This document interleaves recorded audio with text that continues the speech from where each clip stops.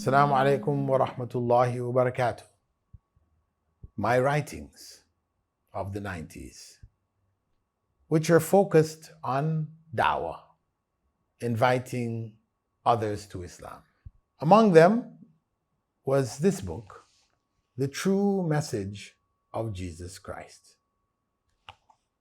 The design of the cover was my design. I designed it. And in the gospel that is there, it's written, the gospel according to Jesus Christ. So it's sending a message directly to Christians who believe in the gospel of Matthew, Mark, Luke, and John. These gospels, Matthew, Mark, Luke, and John, were not disciples of Jesus. Nobody really even knows who they are. So this book basically goes into the history of the Gospels, the main books of belief for Christians, and it compares them to the Quran, showing the various contradictions and errors and things like that in there. And then it shows also that within the Bible, there are many sections which match Islamic teachings exactly. So people could understand from it that on one hand, Islam is not a new religion. That's what Moses, Abraham, David, the earlier prophets practiced and followed.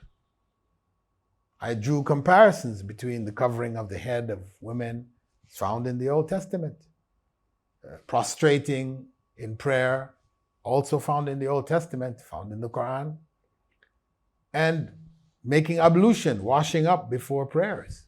It's there.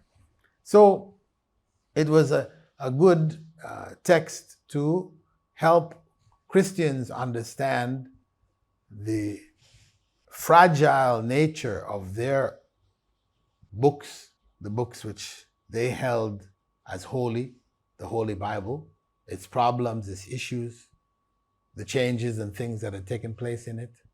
And then clarifying, of course, that the Quran was free from all of this.